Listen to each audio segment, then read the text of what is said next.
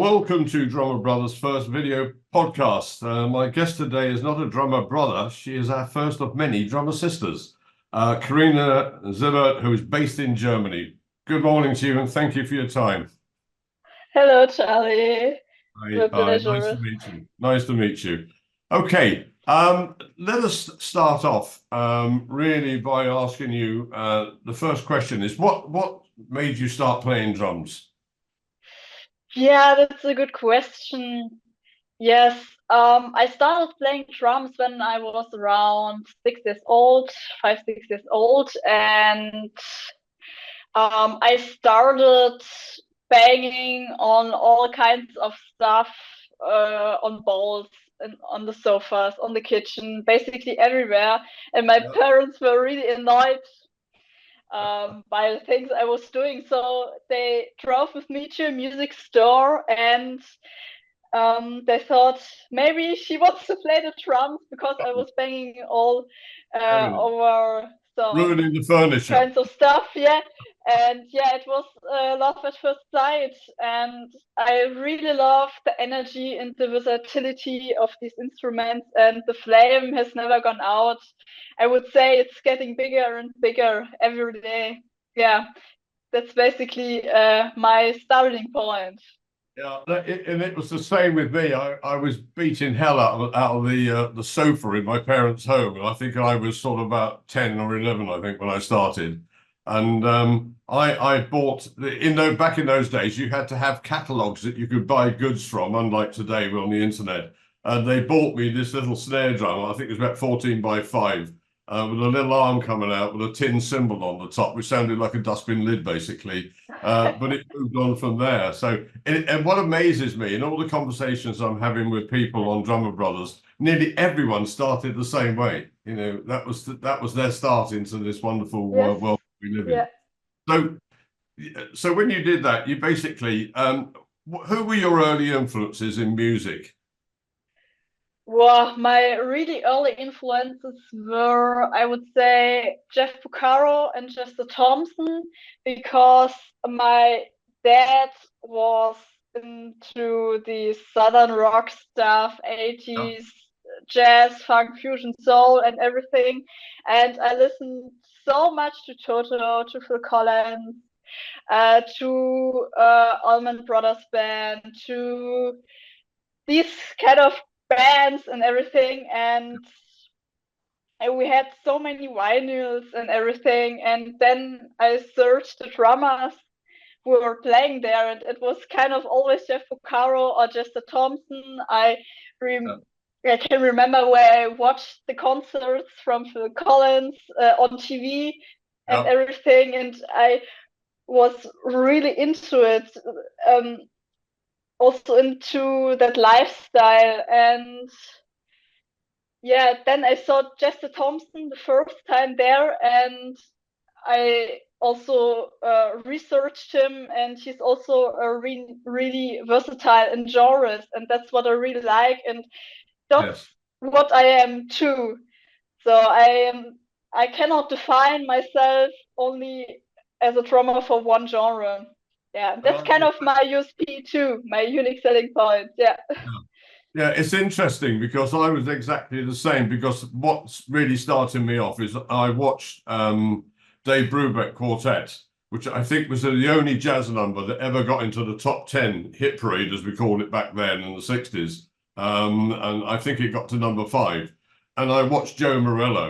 And from that day onwards, you know, I mean, that man was absolutely amazing. I mean, his technique and the way he was. I had a dream once that basically I ran another business. I used to go to New York a lot from the UK, and I had a dream that I would book a lesson with him when I was in New York next time, and I booked the Yeah. lesson, but he was taken ill and I didn't make the lesson, and that day I regret like Oh you would. no.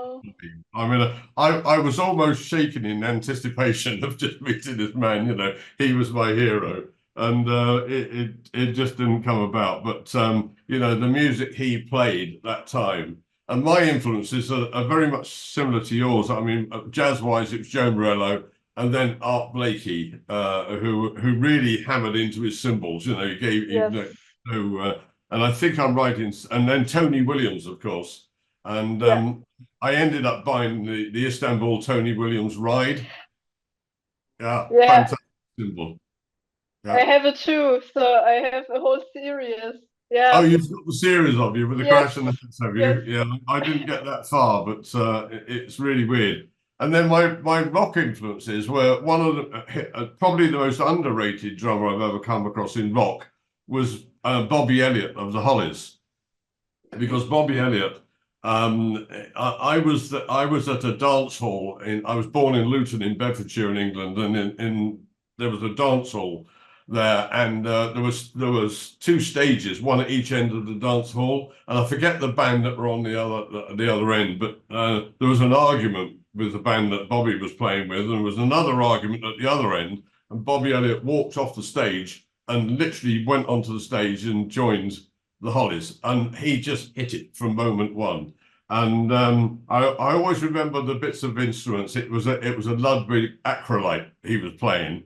And I thought I got to have one of those, which we'll talk about later on. But basically, I just loved his style, and a lot of his crash cymbals. He would do a sort of underneath the cymbal, upwards with one hand, and down cymbal with the other one, and he impressed me so much, and technically absolutely brilliant. So it's amazing.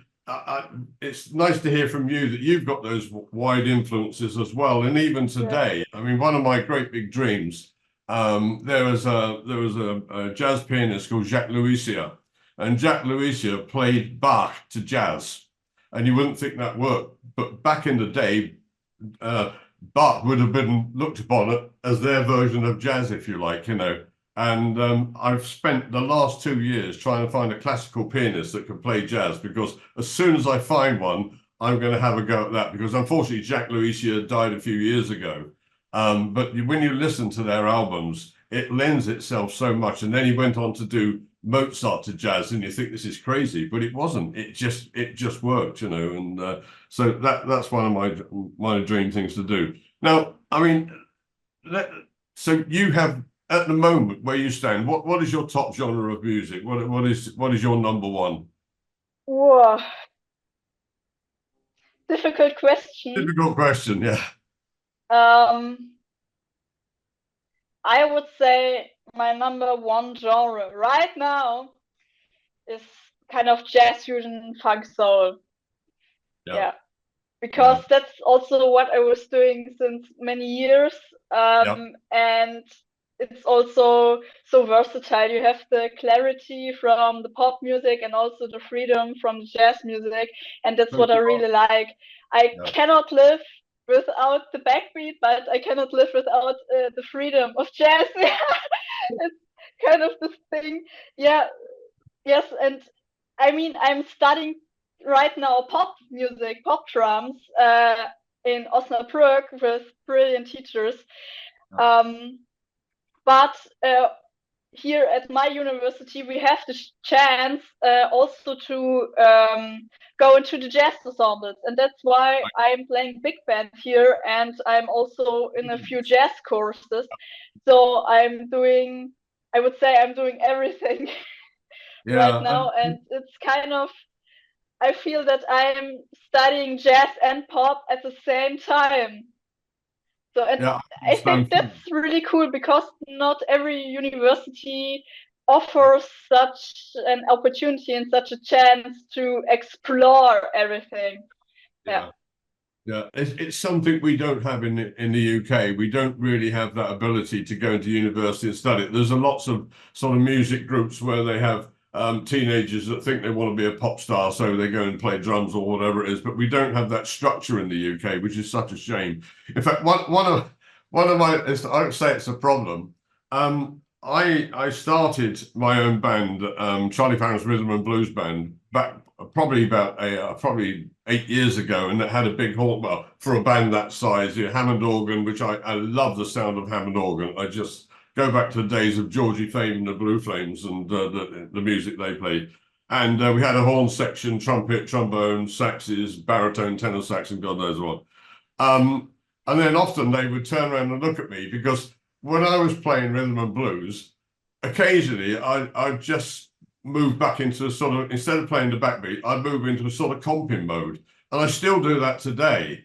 And people, they would turn around and look at me and they're thinking about, what the hell are you doing? You know, but it's something that I can't help doing, and I still do it today. And we all have our own style, don't we? Because if you ever change Yes. band, a drummer has more influence over the change of a band than any other instrument, because we all have style. I mean, I can listen to some music and not know the name of the person. I think I know who that drummer is because of their style.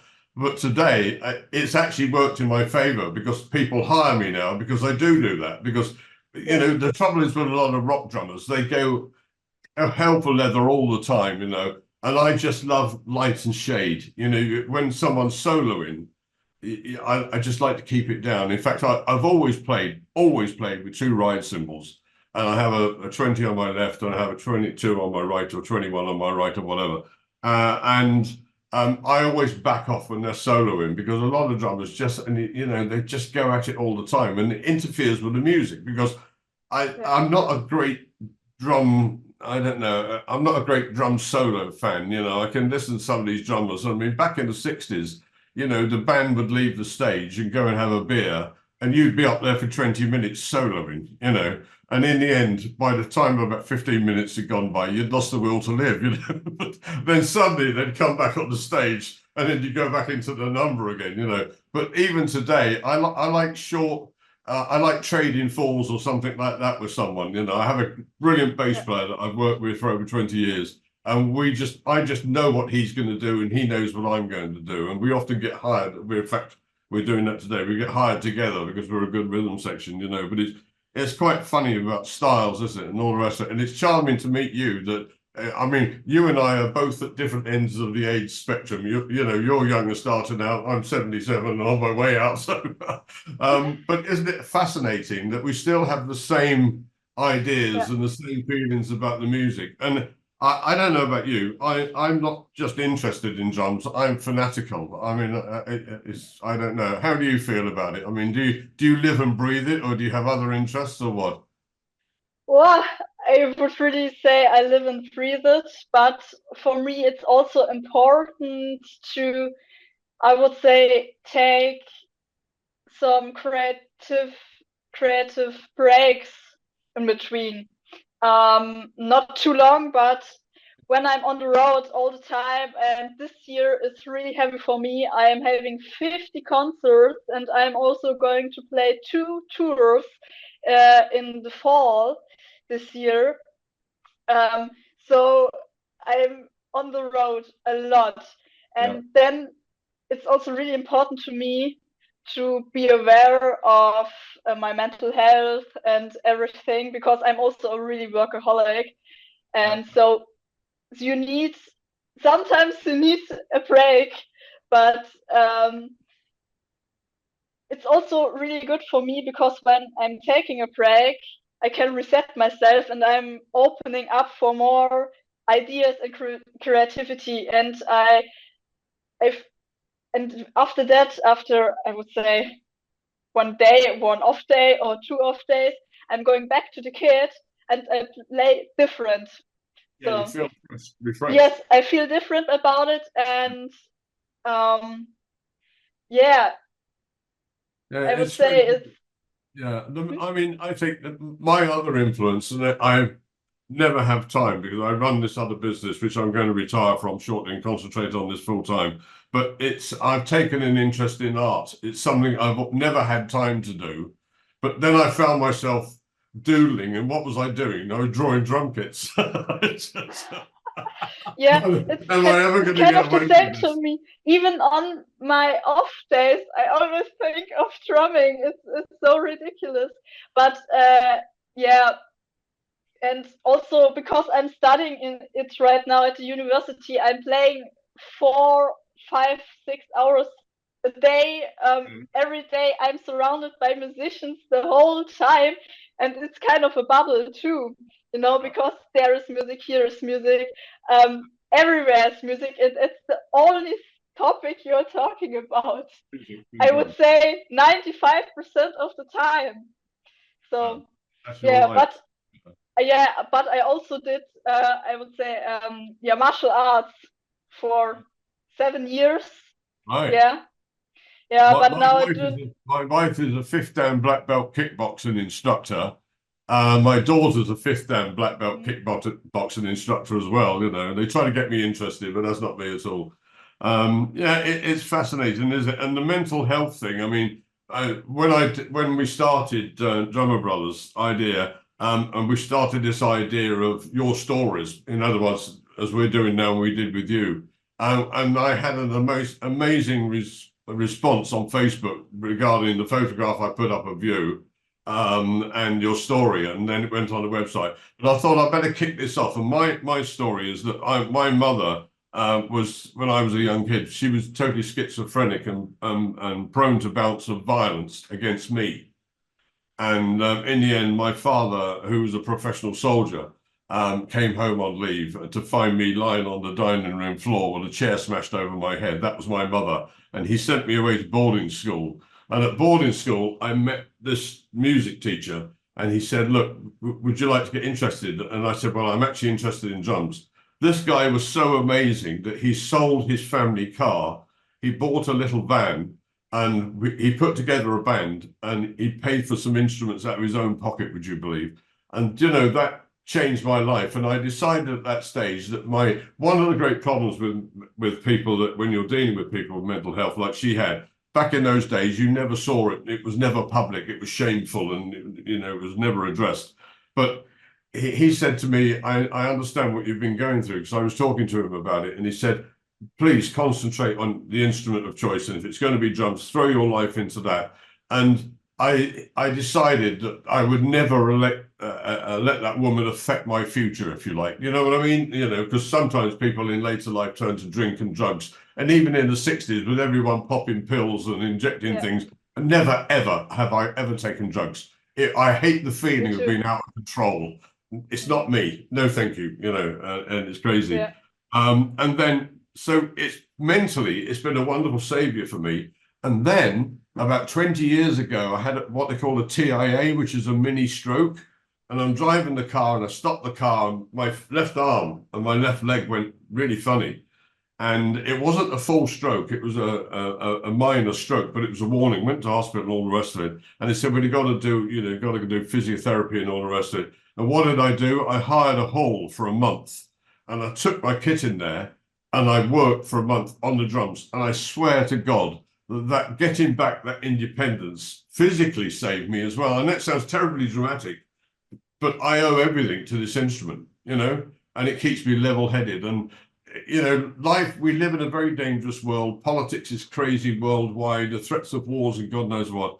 And I think this is, when I count that band in at a gig, I forget about everything. yeah. It is my Mhm. head, and I concentrate 150% on what I'm doing and what I'm playing. And so mentally, I think it's the most wonderful instrument. I mean, we have that story, don't we, with other musicians? They say, "Oh well, there's four musicians and a drummer." That one of the drummer jokes. And my I reply think is, that isn't true. We are also musicians, because "Yeah, nowadays we have to think musicality and everything. We need to, I would say, creating shapes and decide what will fit into the music and that kind of genre. And we have to think yeah, like a real musician. yes." And I mean, we are also real musicians. So I don't know. I don't get the joke really, to be honest.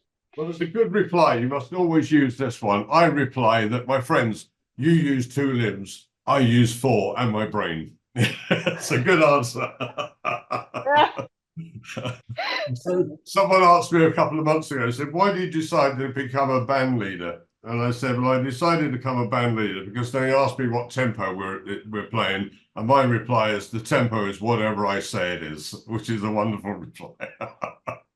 Yeah. Let's move on a little bit, because I'm unfortunately fanatical about kit. I'm in my drum room now, and there are kits stacked up everywhere and cymbals everywhere.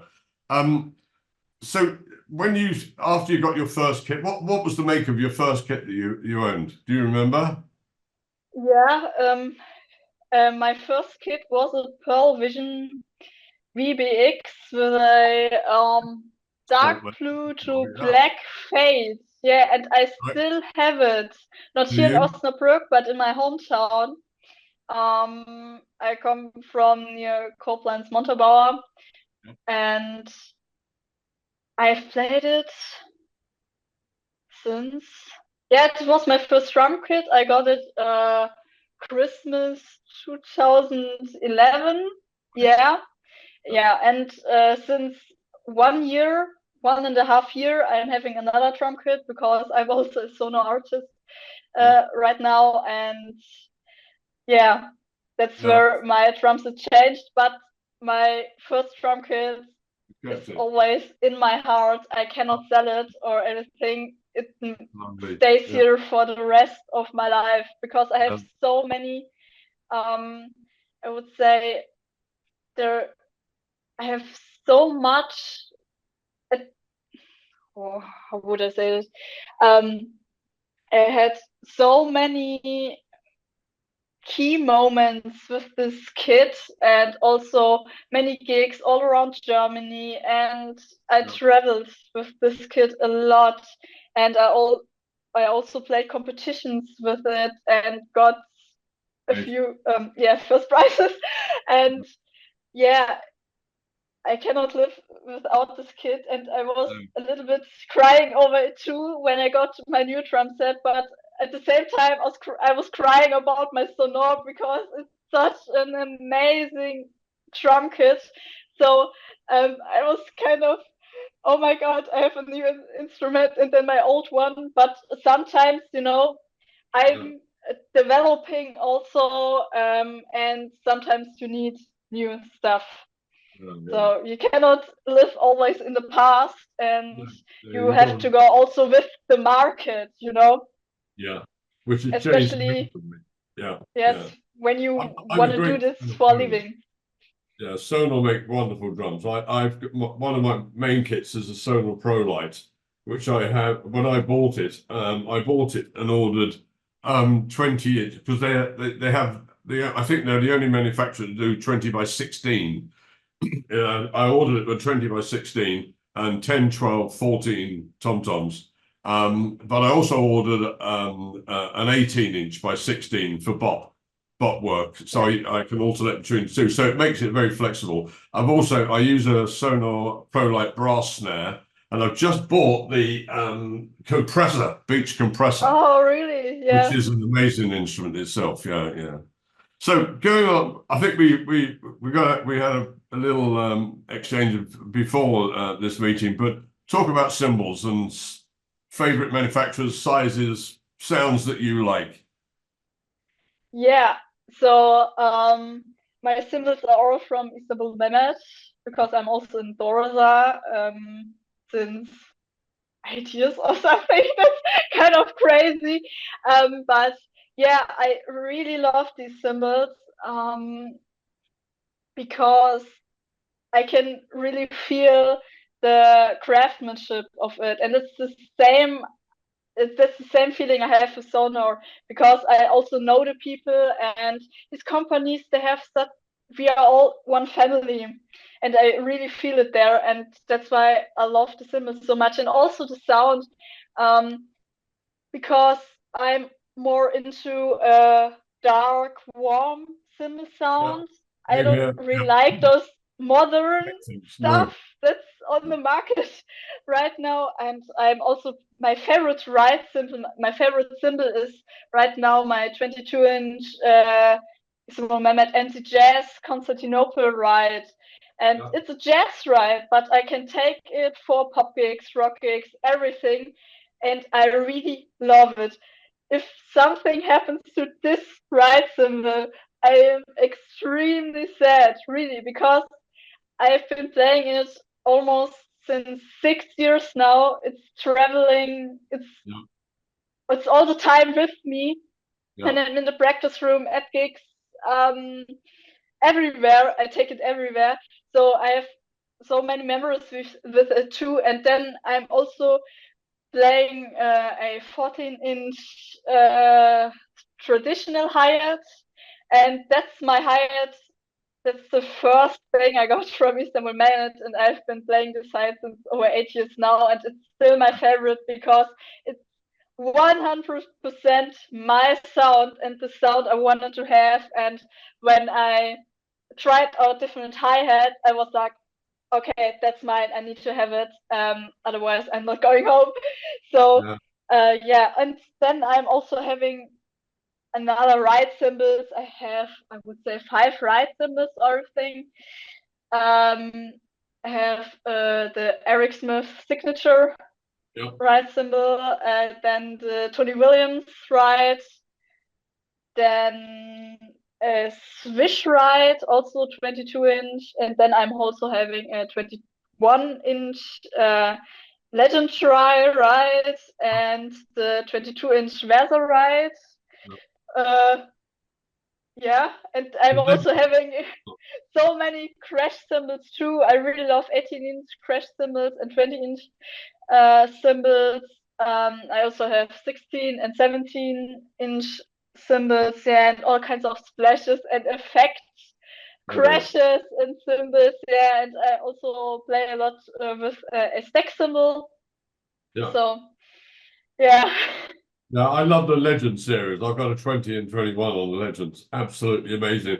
When I look, do excuse me, when I look at these people that manufacture these symbols, I visited another manufacturer in Istanbul, literally many years ago, and to see these guys, they're sitting there with this hammer beating, and I described it and to the sales manager there, and I said, do you know what they're doing? Is they're beating music into Yeah.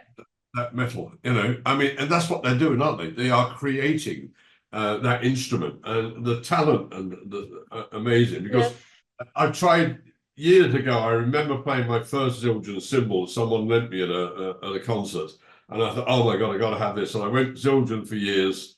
I've never really got into Sabian cymbals at all. Meinl, I quite like, probably second choice, but about a year ago, I sold all other manufacturer symbols, got rid of them, and I concentrate now on Istanbul Mehmet. And I use a few Agop as well, because I love Yeah. them so And much. also, I need to visit the factory one day in Istanbul. It's on my bucket list because I haven't seen them since 2019 because there was the pandemic and everything.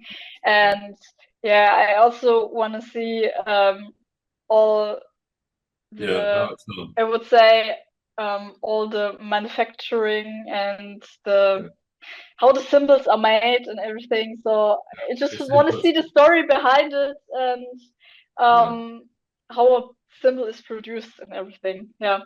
So many of these cymbal manufacturers, they come from the same families, that have Yeah. been, yeah, Yes. Yeah. someone's uncle's brother works for another company, start up another company, and amazing, amazing. So you got sponsored so early. How did that come about with Sonar and Istanbul? Did you approach them, or did they approach you, or what? Yes. I would say when I look back at it, it's kind of ridiculous for me too, because there were so many. I would say there were so many lucky moments coming together. I can basically describe it: the right person at the right time at the right place.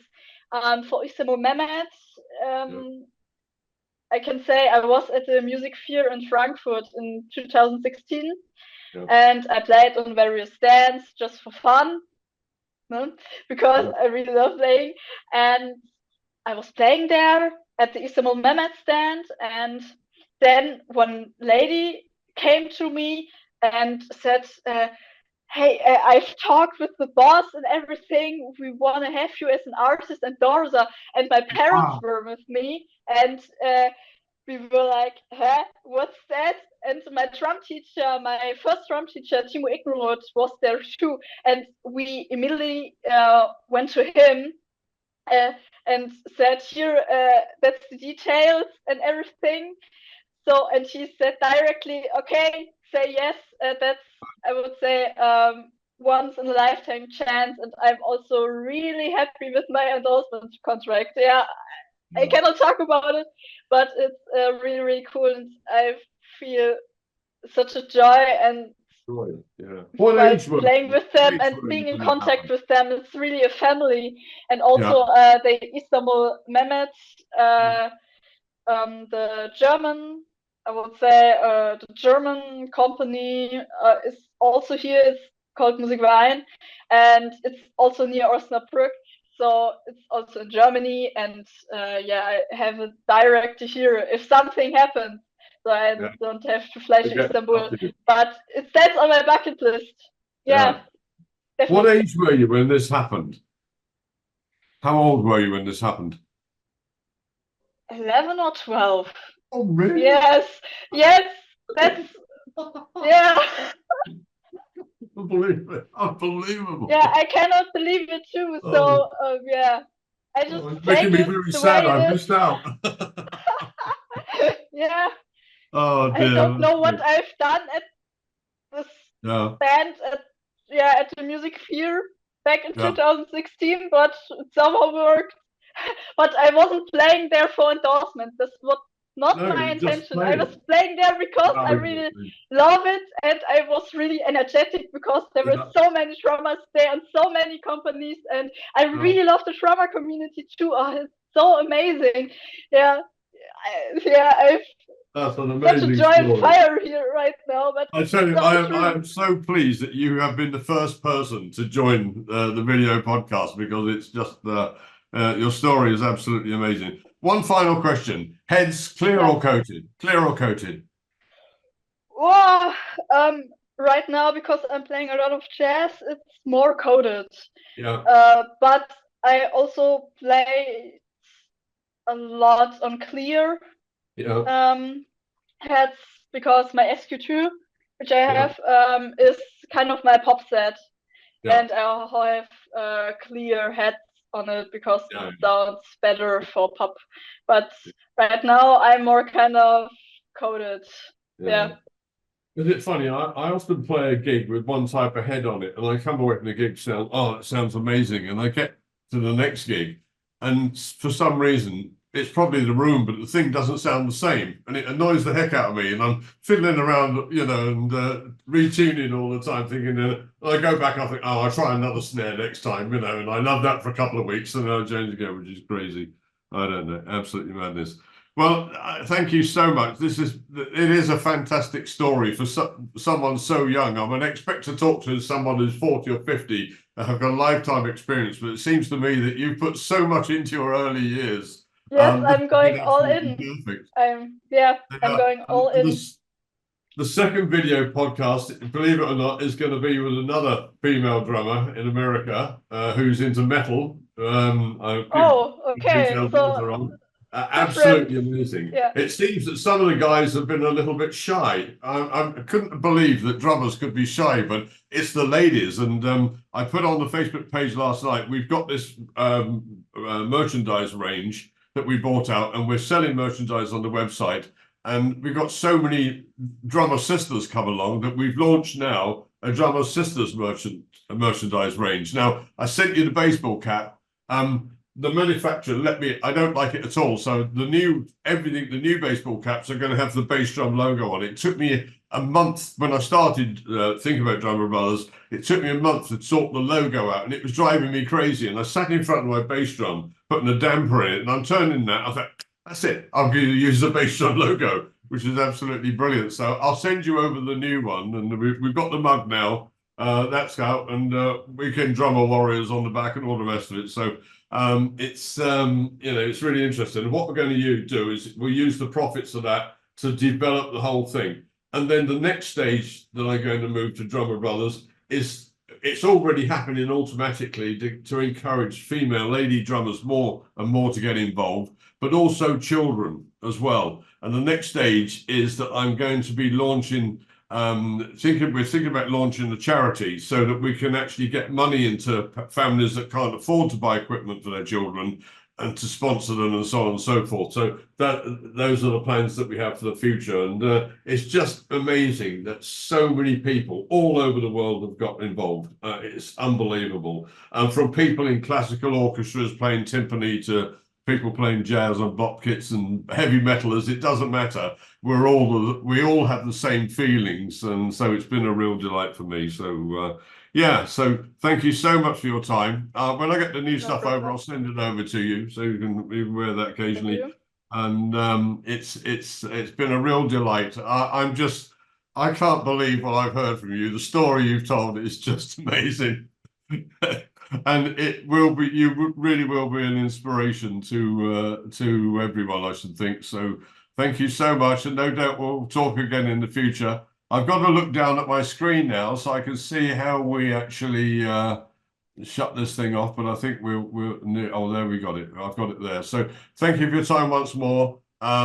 Before we post anything anywhere, I'll be sending you files over. You do the same to me, and then once up, we'll get things up on the website, and away we go. So Yes. carry on the way you're going. You're an absolute inspiration to everyone. Thank you so much. Thank you. It's It been a means real also pleasure. so much to me.